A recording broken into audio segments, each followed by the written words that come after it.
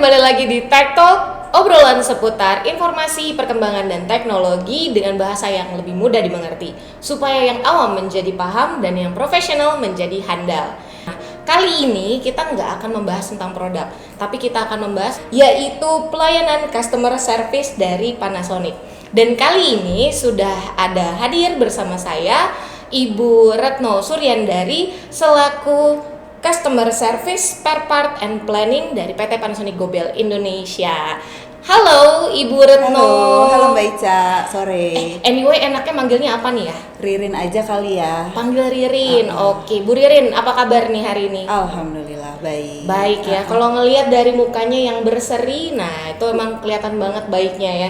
Oke, by the way ya Bu Ririn nih, dari tadi aku sendiri nih lagi kayak wondering ya. Kayaknya nih lokasi podcast kita hari ini kan sebenarnya agak berbeda. Aku lihat sendiri gitu ya, bahwa settingan di salah satu lokasi tempat ini gitu ya, ini homey banget, nyaman banget gitu. Konsep yang kita usung ini konsep rumah kita. Jadi kalau misalnya Mbak Ica tadi masuk gitu ya, masuk dari pintu utama, sudah bisa terlihat kan ya, homey banget kayak yang Mbak Ica bilang ya.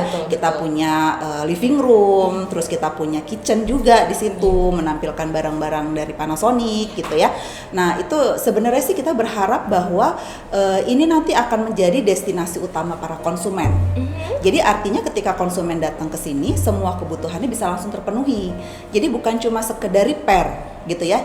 Ketika dia punya kebutuhan untuk repair, tapi dia juga bisa lihat barang-barang kita yang lain gitu ya, dia pasti akan juga mungkin dapat referensi pada saat itu sehingga memutuskan untuk membeli. Jadi di sini juga bisa pembelian juga Mbak Ica sebenarnya. Oh gitu. Jadi memang nih kalau misalkan aku sendiri jadi konsumen gitu ya, pada saat datang ke sini yang rencananya mau repair untuk kulkas 2 pintu konvensional gitu ya. Nah, karena masuk ke dalam perkantoran service center ini gitu ya, terus ngelihat lah gitu ya produk-produk, jajan produk-produk terbaru, bisa ada yang dengan teknologi tertinggi atau mungkin dari segi dari segi desainnya juga berbeda, mungkin ngelihat kayak bottom freezer atau bahkan multidor. Nah, jadi kebayang nih kok kayaknya bagus ya. Dan kalau dilihat juga dengan konsep yang rumah kita ini memang benar-benar homey, jadi kita bisa lihat nih dengan penempatannya, peletakannya yang memang oke nih kalau di rumah. Oke, tapi ya dengan konsep yang menarik seperti ini kan kita sekarang ada di bilangan Jakarta gitu ya. Tepatnya di mana sih sebenarnya? Lokasi kita ada di Kelapa Gading di Jakarta Utara. Mbak Ica kan tahu sendiri ya, Kelapa Gading ini sebagai sentra bisnis juga kan salah satunya selain mungkin area-area lain seperti BSD dan Pantai Indah Kapuk gitu ya. Jadi memang berkembang untuk di area di sini. Saat ini kita juga masih bidik beberapa area yang potensial juga gitu ya, yang bisa kita develop untuk service center plus showroom ini. Dan jangan lupa Mbak Ica, di sini juga ada training center. Jadi service center, showroom dan juga training center. Yes. Tapi kalau untuk training centernya sendiri nih di sini ya Bu Ririn, kira-kira partisipannya siapa yang mau di training? Partisipannya gitu? Kita open sih Mbak Ica ya. Jadi ya kita open. Jadi kita dari mulai internal dan eksternal gitu ya. Internal itu pasti kita juga mendidik para engineer kita gitu ya, supaya bisa upgrade knowledge-nya mereka. Dan selain itu kita juga memberikan kesempatan untuk para teknisi-teknisi di luar sana gitu, mulai dari asosiasi, teknisi dari partner bisnis seperti dealer gitu ya, itu juga kita invite ke sini. Wah, jadi memang intinya bukan hanya internal, eksternal pun bisa gitu ya. Betul. Dan mungkin trainingnya sendiri juga nggak melulu tentang teknis ya? Enggak, betul. Kita juga tampilkan soft skill ya, salah satunya ya. Wah, gitu. Jadi paket komplit, tidak hanya teknik, tapi dia juga punya ilmu mengenai soft skill, bagaimana cara melayani konsumen. Iya. Nah, untuk luar kotanya gimana nih? Oke, yang pasti kita nggak cuma mengembangkan di area Jakarta. Mungkin area-area lainnya nanti menyusul. Ini akan jadi surprise juga ya, sebagai one stop solution tadi Mbak Ica.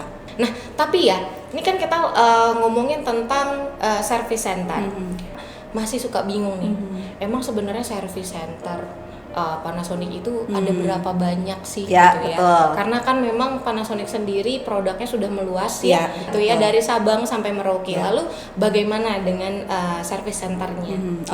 Kita sudah lebih dari 300 service network, terdiri dari 51 service center dan 274 auto service.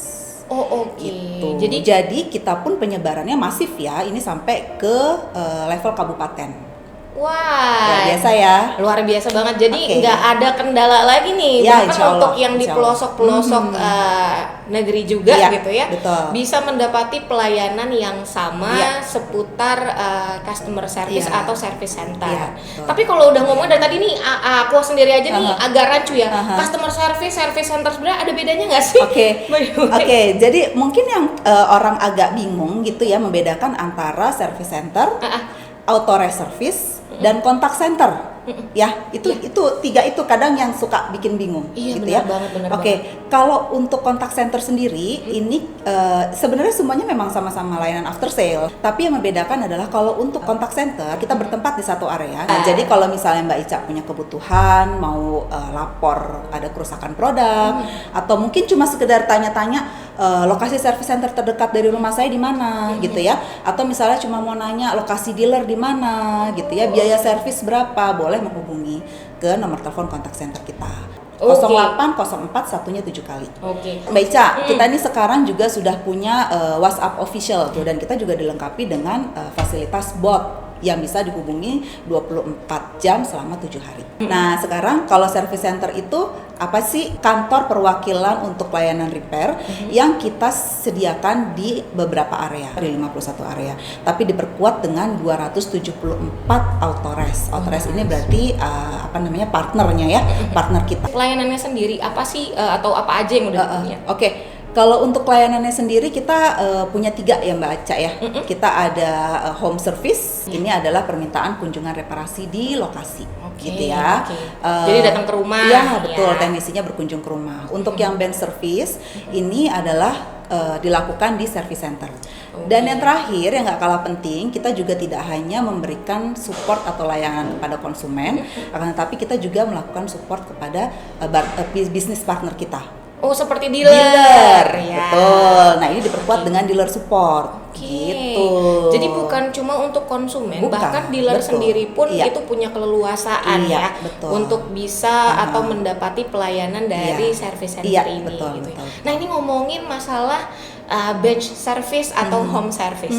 Masih banyak nih ya pana friend yang suka mikir produk apa aja atau barang apa aja yang memang bisa home service atau produk apa aja yang bisa bench service. Oke, kalau untuk bench service itu yang pasti terutama untuk yang mudah untuk dibawa, yang small ya, small appliances ya gitu, blender, terus kemudian rice cooker gitu ya, kamera. Nah itu bisa diperbaiki langsung di service center kita. Tapi kalau kayak kulkas, mesin cuci gitu kan, kalau konsumen harus bawa ke service center kan ribet ya Mbak Ica ya.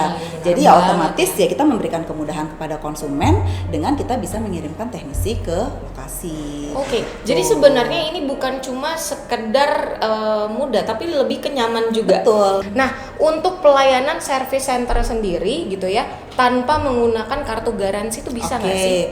Jadi sebenarnya memang kita punya persyaratan yang harus dipenuhi ya, gitu. Ini sebenarnya jadi salah satu edukasi juga gitu ya untuk konsumen gitu, supaya bisa menyimpan kartu garansinya gitu ya. Jadi ini mempermudah mereka juga gitu. Kalau sewaktu-waktu ternyata produknya rusak gitu kan.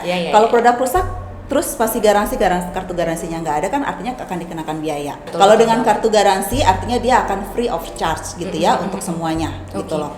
Nah, kalau misalnya kartu garansi hilang gitu ya, atau misalnya kwitansinya hilang, seperti tadi saya bilang, memang harus ada persyaratan yang dipenuhi gitu ya. Jadi memang harus melampirkan keduanya. Keduanya tuh maksudnya adalah kartu garansi dan kwitansi pembelian ya. Sebenarnya gini sih Mbak Ica, kita tuh sekarang sudah memberikan kemudahan kepada konsumen gitu ya.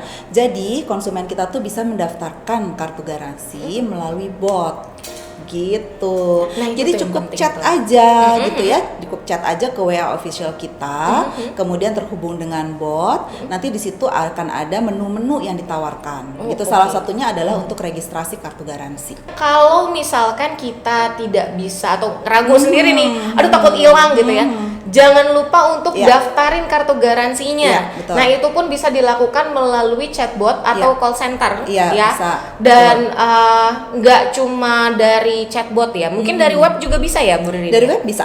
Nah jadi sebenarnya banyak banget cara nih Pana Friend. Nggak ada lagi hambatan untuk berpikir kayak aduh ribet banget nih untuk daftarin ya, enggak, karena kita bisa langsung ketik ya di chatbot pastinya, terus daftarin kartu garansi kita, atau bahkan mungkin bisa melalui web. Nah, ini menjadi proteksi tambahan jikalau gitu ya, amit-amit nih ya, terjadi suatu kendala yang tidak menyenangkan dari produknya.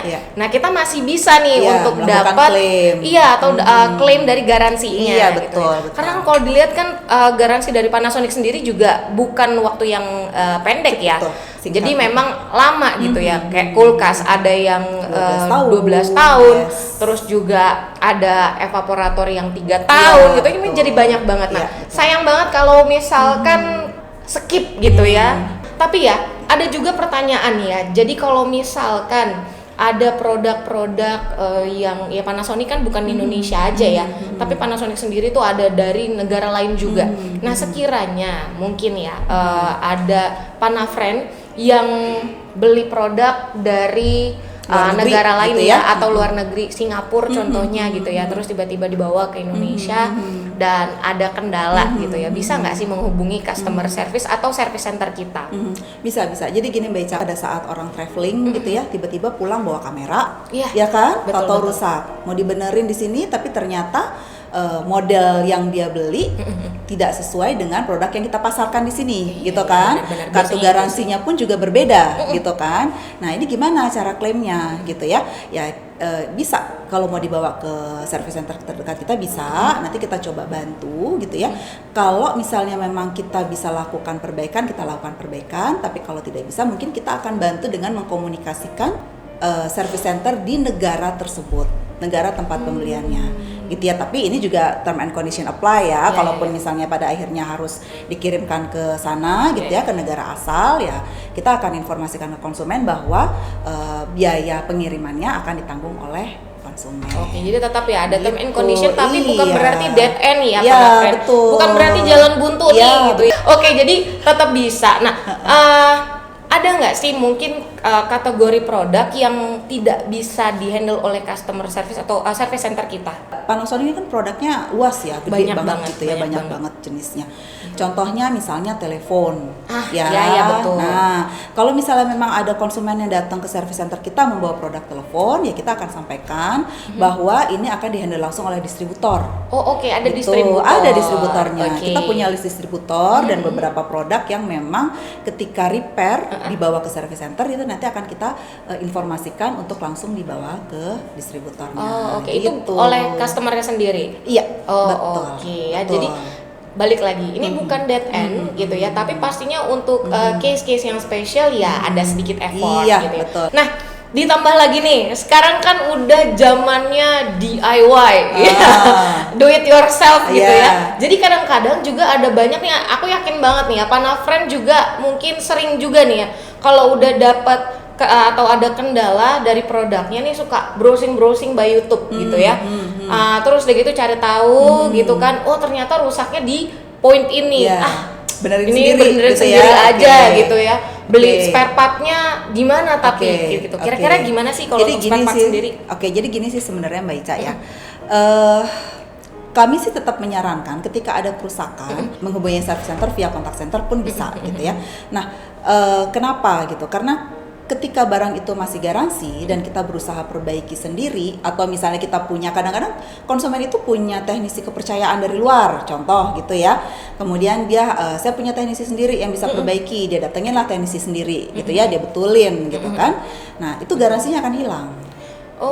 Garansinya akan hilang gitu ya. Jadi sebisa mungkin kalau misalnya memang terutama pada masa garansi ada kerusakan, ya udah kembali lagi aja ke kita gitu, biar kita yang benerin gitu ya. Terus spare part sendiri pun juga begitu. Kalau misalnya spare part konsumen beli putus di service center kita, itu ya memang tidak ada garansi apa-apa gitu ya. Tapi kalau misalnya unitnya rusak kemudian diperbaiki oleh teknisi kita dan diganti spare partnya oleh teknisi kita ada garansi 1 bulan dengan kerusakan yang sama. Jadi kalau misalkan ada kerusakan atau butuh perbaikan, ya jangan kemana-mana gitu ya. Kan sayang ya. Betul gitu ya. Dan dihandle oleh teknisi yang kompeten pastinya. Gitu. Udah tahu barangnya gitu ya, dan tahu bagaimana cara buat handlingnya. Betul. Gitu ya. Nah, tapi mungkin ada juga di luar sana Panafriend yang butuh untuk kayak mungkin seperti spare part dan lain-lain, itu tetap bisa dibeli juga? Bisa. Oh, bisa. juga ya? Service center kita juga melayani penjualan spare part. Oke, tapi memang mungkin kalau misalkan untuk penggunaan personal, jika kita beli spare part gitu ya dari service center, lalu kita repair sendiri, pastinya ya nggak ada jaminan apa-apa lagi gitu ya. Tapi kalau misalkan kita memang repair, terus memang harus ada spare part yang diganti, dan kita memang menyelesaikan semuanya di service center, pastinya itu akan ada garansi lagi. Jika memang ada kerusakan, butuh repair atau bahkan yang lainnya, itu bisa langsung ada action selanjutnya. Langsung aja hubungi 0804 satunya 7 kali. Nah, kalau untuk website-nya sendiri gimana nih? Oke, untuk website kita juga menyediakan layanan web chat. Jadi gini Mbak Ica, saat ini tuh layanan kita sudah omni-channel. Artinya kita sudah banyak alternatif customer touch point yang bisa diakses oleh konsumen. Oke. Ya, kita bisa via call, kita bisa via WhatsApp official, kita bisa via web gitu ya, atau bahkan melalui sosial media sendiri. Gitu. Itu yang penting sih sebenarnya. Itu yang penting. Sekarang gitu. udah banyak Jadi yang mau punya, menghubungi ke kita bisa dari mana aja. Nah, kalau udah ngomongin nih dari tadi, ada konsumen yang membutuhkan informasi lebih atau bahkan mungkin untuk repair gitu ya tentang produknya, itu bisa langsung ke service center, call center. Yang membedakan gitu ya, kadang-kadang kalau ngomongin service center ini atau call center ini kan emang erat banget hubungannya sama rusak ya barangnya gitu ya. Ada nggak sih kalau dari service center Panasonic sendiri yang memang melakukan aktivitas langsung in touch nih ke konsumennya atau ke customernya secara direct gitu? Ini juga kita secara proaktif menyapa konsumen. Itu contohnya ya, thank you letter. Ini diberikan kepada konsumen kita yang baru membeli produk Panasonic. Jadi kita mengucapkan terima kasih sudah membeli produk Panasonic. Kita sapa, hai ibu, hai kakak, siapa gitu ya. Terima kasih sudah membeli produk Panasonic di toko apa gitu ya. Seperti itu. Kemudian kita juga jangka waktu tertentu kita juga akan mengirimkan sharing tips kepada mereka. Gitu. Ada sharing tips. Ada. Itu mengenai apa aja atau tentang apa tergantung dari produk yang mereka beli Mbak Ica. Jadi contohnya konsumen membeli AC gitu ya. Nah, nanti 1 bulan setelah pembelian AC itu kita akan kirimkan share tips yang pertama kepada konsumen. Kita kasih tahu ke mereka gitu benefitnya apa kalau misalnya kita secara rutin melakukan maintenance terhadap AC kita gitu ya. Yang pastikan performa AC-nya jadi lebih bagus, awet gitu kan, terus dinginnya juga maksimal, listriknya juga jadi nggak mahal. Contohnya kan seperti itu gitu. Dan banyak konsumen kita yang sebenarnya belum tahu ternyata gitu. Jadi memang karena kadang ya kalau untuk konsumen sendiri kalau udah beli produk ya taunya udah pakai aja. Iya betul. Gitu ya. Mbak Ica, ini belum seberapa loh. Jadi kita juga ada namanya survei. Nah, nanti masukan-masukan dari mereka kita akan jadikan ya insight gitu ya, inputan untuk pengembangan atau development di produk berikutnya. Gitu. Jadi kita juga tahu gitu loh sebenarnya apa sih yang dirasain konsumen gitu ya selama pemakaian produk kita gitu ya. Menurut mereka kekurangannya apa sih, kelebihannya apa sih. Nah, itu kita juga secara proaktif kita akan menghubungi konsumen. Langsung kita call konsumen ya. Jadi memang ada feedback juga dari konsumen. Dan juga satu lagi kita juga mengirimkan link ke konsumen untuk registrasi kartu garansi. Nah, yang penting tuh. Jadi bukan cuma sekedar kita nyuruh konsumen menghubungi bot kita gitu ya atau kontak center kita, tapi kita juga mengirimkan link ke mereka. Ini loh jangan lupa nih untuk diregistrasi gitu kita kirimkan dalam 1 tahun itu 2 kali Mbak Ica. Jadi ketika baru beli dan ketika unit itu sudah akan habis masa garansinya itu kita ingatkan. Gitu. Jadi memang intinya sih ada warning ya buat konsumennya sendiri gitu udah belum nih daftarinnya gitu, jangan sampai lupa gitu. Tapi memang sebenarnya untuk ngedaftarin kartu garansi kita tuh udah benar-benar cara yang paling aman ya Panafriend, supaya kita nggak dapetin kondisi-kondisi kurang menyenangkan gitu ya. Terus udah gitu ditambah lagi nanti harus ada waktu yang lebih lama jadinya, dan costnya juga jadinya lebih tinggi. Ada gitu effort lebih ya. Betul. Nah, Bu Ririn, yang aku dengar juga nih kalau customer service dari PT Panasonic Go Belt Indonesia nih sudah ISO, di mana ISO sendiri ini adalah standar internasional mengenai kualitas jasa yang diberikan kepada konsumen gitu ya. Ceritain sedikit dong. Nah, betul nih Mbak Ica, ini pengalaman menarik banget nih sebenarnya ya, gitu ya. Ini sekaligus kita mengconvince konsumen kita bahwa standar yang kita punya ini sudah tersertifikasi dan mengikuti standar internasional. Ya, jadi ISO 9001/2015 ini memang mengatur sistem kualitas dari jasa yang kita berikan kepada konsumen. Nah, rangkaian acaranya sendiri kita mulai dari bulan Juli sampai dengan September. 3 bulan ya. Dari mulai trainingnya sendiri, kemudian penyusunan dokumen, cara penyusunan dokumen, kemudian internal audit gitu ya, sampai dengan puncaknya di bulan September kita melakukan audit ISO yang dipercayakan kepada TUV gitu. Oke. Nah, berarti intinya adalah customer service dari PT Panasonic Go Indonesia ini memang sudah dapat pengakuan dan memang lolos standar internasional ya. Ini seru banget loh pembicaraan kita hari ini dan pastinya nggak cuma sampai di sini ya. Masih banyak sequel-sequel lainnya nih gitu ya. Jadi Panafriend jangan sampai kelewatan, tetap dan terus simak ya sequel-sequel cerita-cerita kita ya, pembahasan-pembahasan kita di Panafriend_TND ya. Oke, sekian dari saya Ica dan Ririn dari Service Center and Showroom PT Panasonic Go Indonesia. Jangan lupa simak terus Tech Talk, obrolan mengenai informasi dan perkembangan teknologi dengan bahasa yang mudah dimengerti. Jadi, untuk yang awam menjadi paham dan yang profesional menjadi handal. Sampai ketemu di Tech Talk berikutnya. Bye!